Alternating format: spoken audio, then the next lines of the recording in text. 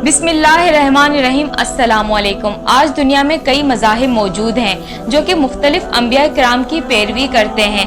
उन्हीं में से एक मज़हब हिंदू मत भी है, जिनका ये दावा है कि उनका मज़हब दुनिया का कदीम तरीन मज़हब है, लेकिन उनके मुताबिक हिंदुस्तान की सरजमीन पर कोई नबी नहीं भेजा गया। उनके पास भी कुरान की तरह उनके भगवान की तरफ से भेजी गई किताब वेद मौजूद है, जिसमें उनके मुताबिक किसी पैगंबर का कोई जिक्र नहीं है, लेकिन हकीकत उससे उलट है।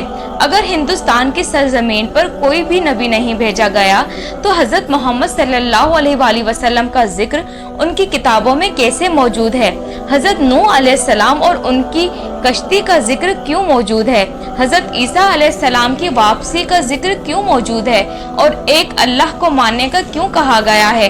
तो आज हम इस वीडियो में जानेंगे और ये भी जानेंगे कि वेद किस नबी पर उतारी गई और उसमें क्या तालीमात मौजूद हैं। लेकिन उससे पहले अगर आपने हमारा चैनल सब्सक्राइब नहीं किया तो कर लीजिए, ताकि इस तरह की मज़ीद इंफॉर्मेटिव और इस्लामिक वीडियोस आप तक पहुंचती रहें।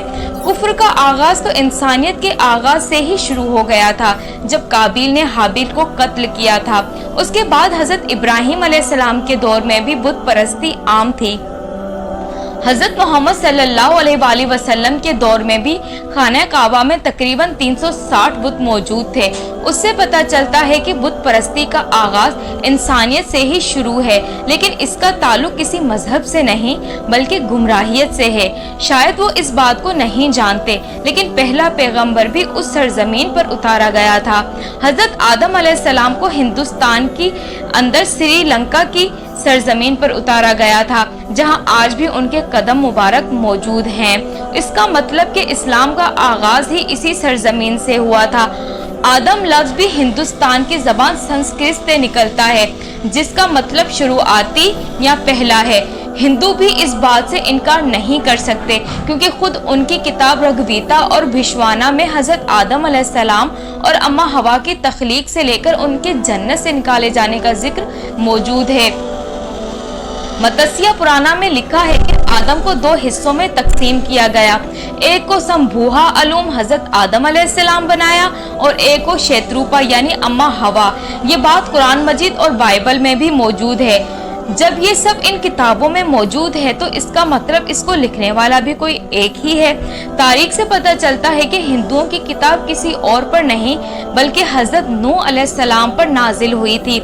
वेद के अंदर मनु का लफ्ज़ पैगंबर के लिए इस्तेमाल किया गया है, जिसका मतलब हज़रत नूह अलैहिस्सलाम को बड़े सैलाब वाला मनु कहकर पुकारा गया है।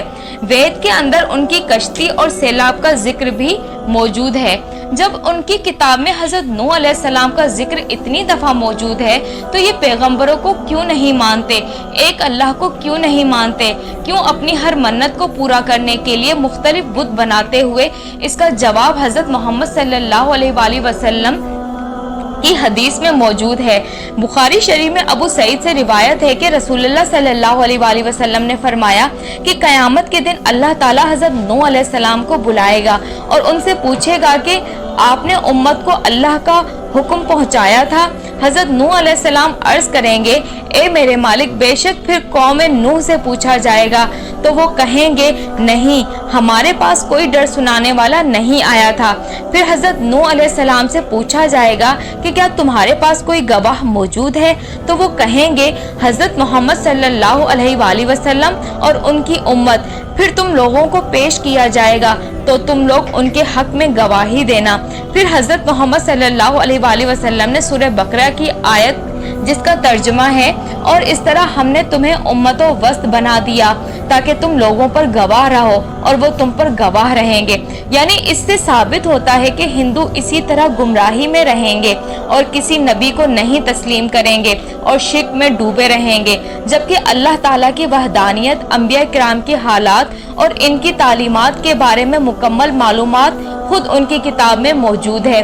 लेकिन फिर भी वो इसको झुटलाते हैं और क़यामत तक ऐसे ही झुटलाते रहेंगे।